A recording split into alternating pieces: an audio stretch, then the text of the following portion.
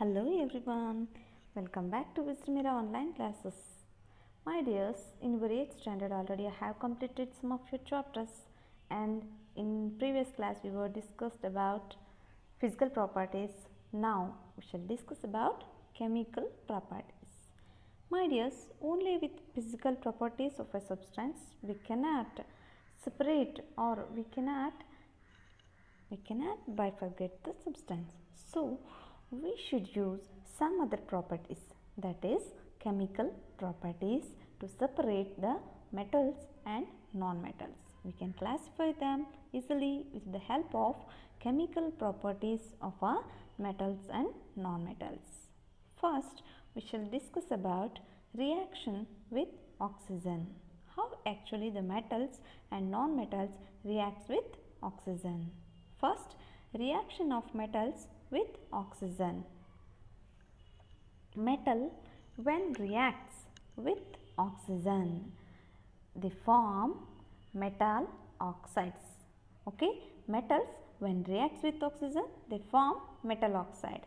When iron is exposed to air and water for some time, then it will get rust. Is it?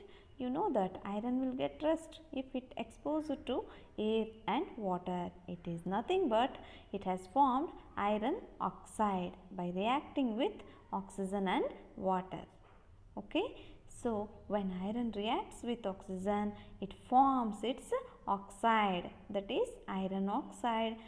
We can represent it by using a expression: iron plus oxygen plus water gives rise to rust. Means the molecular formula of rust is Fe3O4, that is iron oxide, and it releases some amount of hydrogen.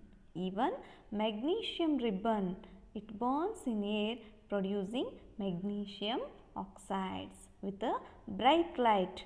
The bright light produced represents the formation of magnesium oxide. The ash which is present after the burning of magnesium is nothing but a magnesium oxide, and this is represented by magnesium Mg plus oxygen O2 gives rise to magnesium oxide MgO. And even copper utensils, whatever you are using in your home for puja purpose, then that copper utensil when exposed to moist air, the green color will be happen on the copper. The green layer appears is nothing but copper oxide. Here when copper exposed to moist air, it forms copper oxide. Means rust, magnesium oxide and copper oxide, all these three are the products which are formed by reacting with oxygen.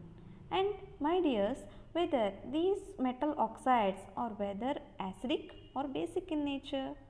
Yes, we have this question in our mind, but before checking that, just remember, when red litmus paper turns to blue in a solution, then definitely it is a basic in nature. Okay, and when the blue litmus paper, whenever we use blue litmus paper to check the acidic or basic nature, then if it turns to red in a solution, definitely it is a acidic in nature. Remember my dears, because now we shall discuss about an activity to confirm whether the metal oxides are acidic or basic in nature. Now we shall do one activity. Just you dissolve spoonful of nature in a very little amount of water. Similarly, suspension and magnesium oxide, if dissolved in water, turns red litmus paper into blue, confirming the same result. To blue. It means metal oxides are reaction of non-metals with oxygen. Activity to understand this reaction. Please perform this activity with the help of teacher. You just air forms sulfur dioxide. It dissolves in water, forming sulfurous acid. Sulfur reacts with oxygen to form sulfur dioxide. glass jar, close the lid. Sulfur dioxide reacts with water and produces sulfurous acid. Clearly, nonmetals on reaction with oxygen forms acidic oxides. Nonmetals on reaction with oxygen forms Reaction with water. in okay.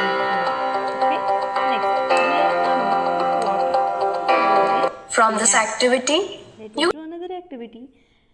Fill half of volume 250 ml of a glass in a water.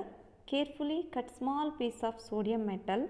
It should be dry using a filter paper, and then pick the small cotton cloth and put it into a water. What happens? Yes, it will start burning just because metals reacts with water, causing the release of energy in the form of heat, whereas non-metals like phosphorus does not react with water, so that is kept in a water. Okay, next we shall discuss how the metals and non-metals are reacting with bases and acids. Okay, we shall discuss about reaction of metals and non-metals with bases and acids, and also uses of metals and non-metals and displacement reaction in our next class. Thank you.